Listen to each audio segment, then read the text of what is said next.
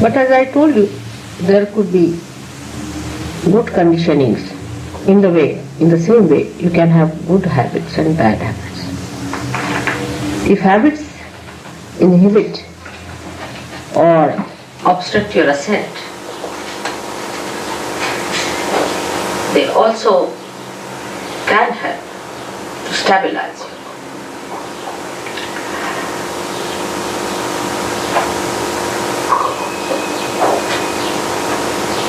The conditioning comes to you from the matter with which we are dealing every day. When a human being sees a matter, he aggresses it. And he wants to use that matter for his own purpose.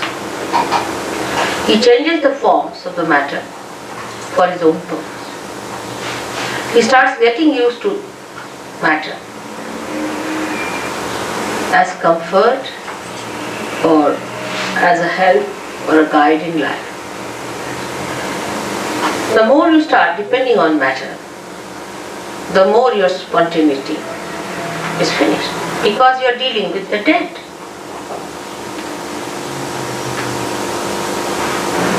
Matter, when it is dead, then only we deal with it.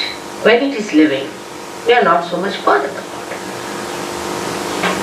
So the deadness of that matter settles within us when we start using that matter for our purpose.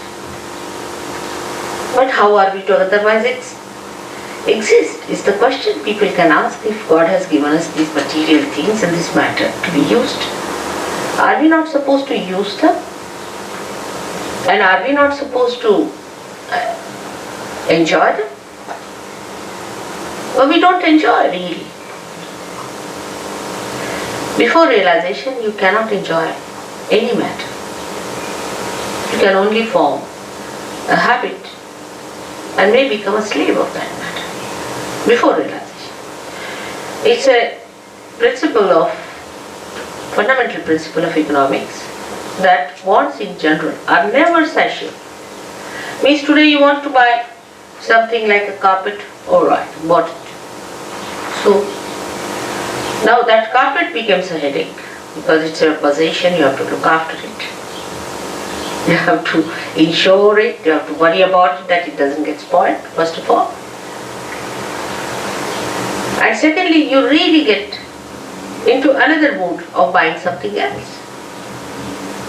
Now you have bought the carpet, finished. Then you have to have something else, then you have to have something else, then you have to have something else. So it does not satiate you. It does not give you the joy. Matter can never give you joy. It's the spirit that gives you joy.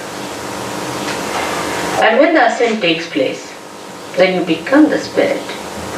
Then matter takes another value system within ourselves. The value system of matter is very different. As I am sure Jason must have told you, that when you get your realization, then you start feeling the cool breeze in the hand.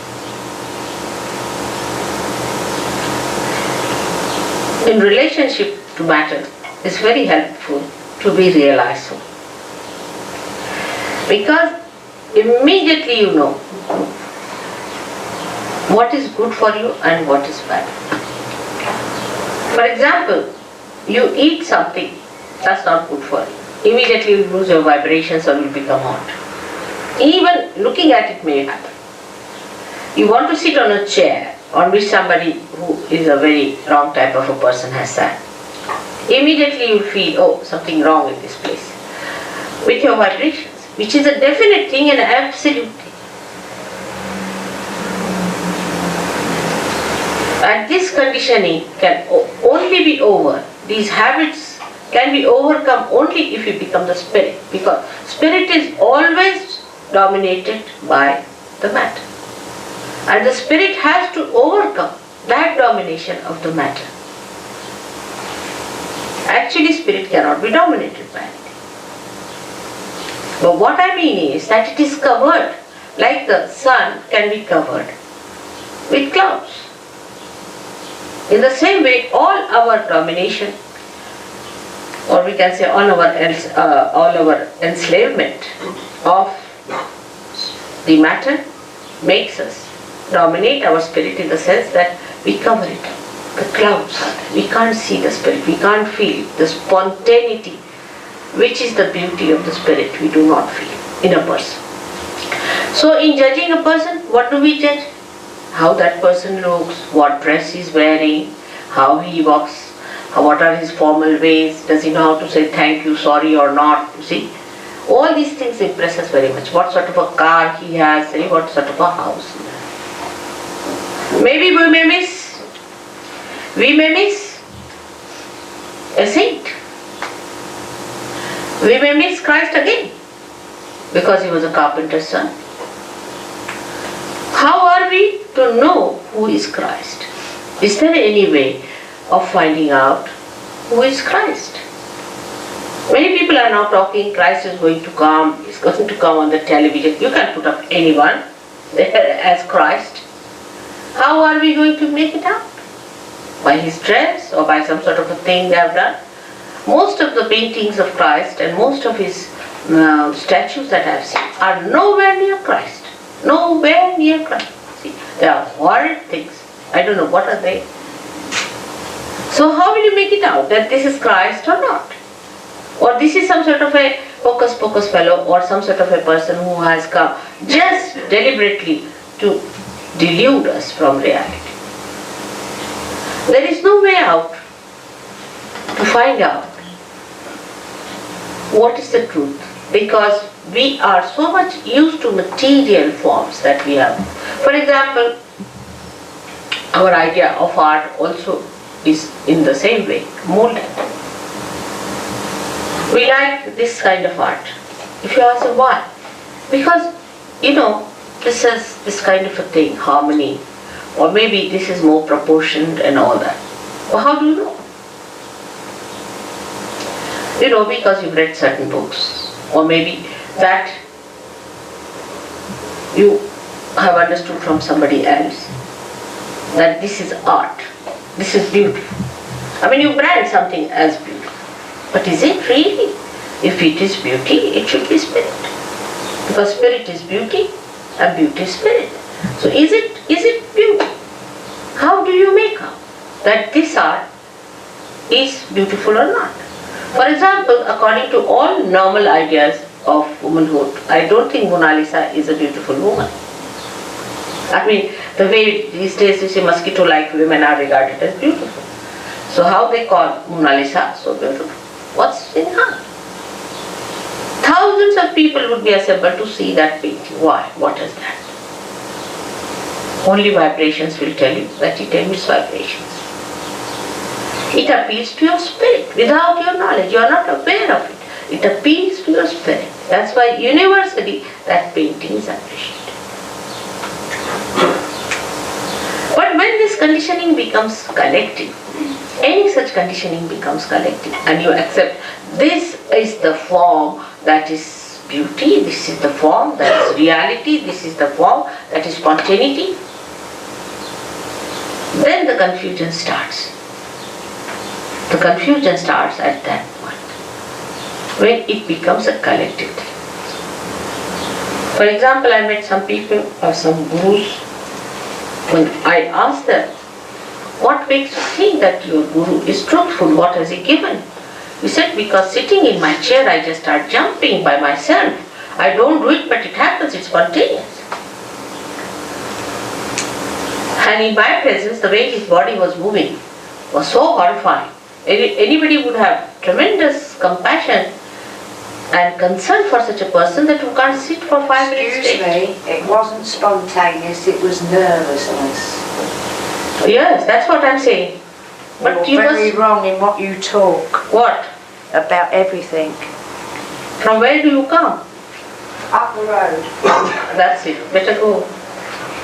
Well, I am. Look at that. She'll go to the pub now.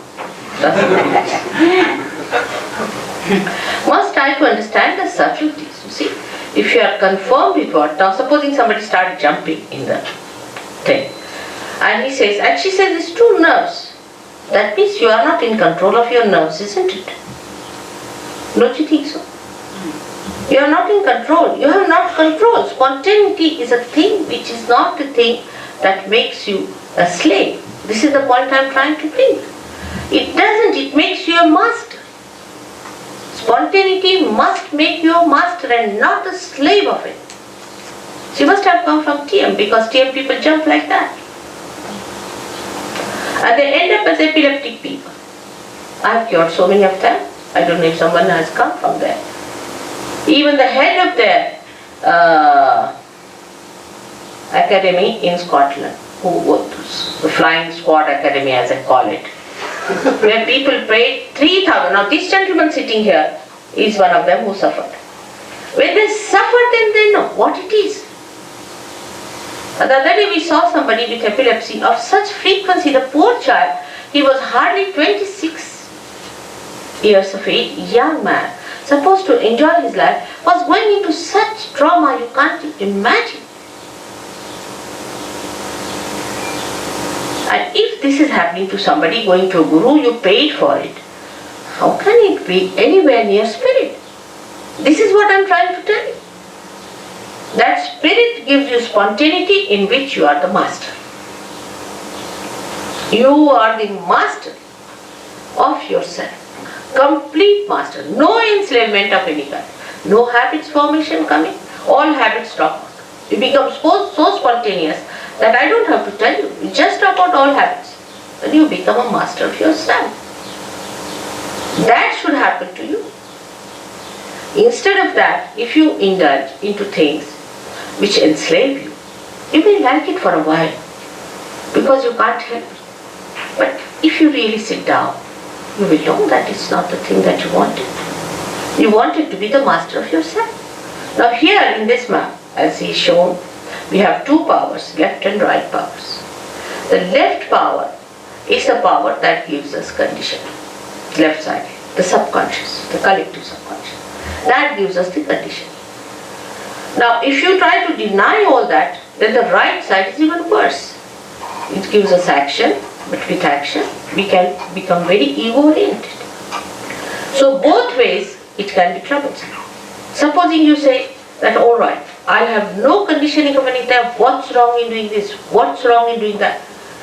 And if you just move with that idea, with that freedom, it will be abandonment, it may not be freedom. Because freedom must have wisdom behind it. So both the sides, the movements on both the sides are wrong. So what is alright in the center is not to get conditioned by anything and not to be ego-oriented. But how to do it is the problem. The problem is how to do it. To be spontaneous is to be absolutely free. Now I would consider these two powers as say a brake and an accelerator in a car. Now you use both the powers. You use the brake first, you use the accelerator, you try to control these two powers. But first of all, it is difficult to understand how you to use these powers. Gradually with practice you know how to drive the car, you become the good driver. After becoming the good driver, still you are not the master of the driver. But then you become the master. So today the master within us is the spirit. But before realization, we are not the master.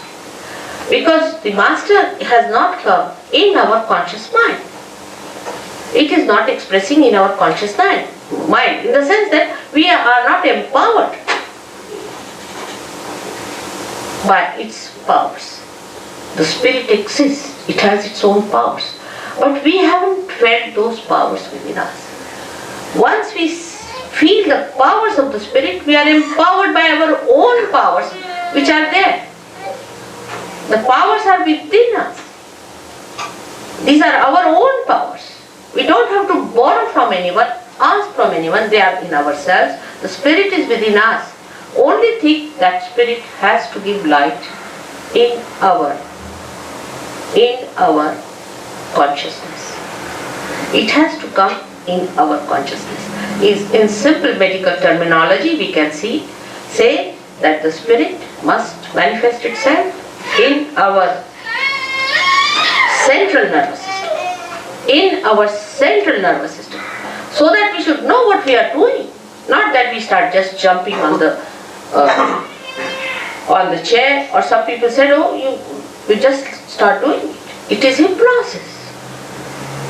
It's not correct. You are not in conscious mind. You are doing it out of a process. A process may be coming from outside force.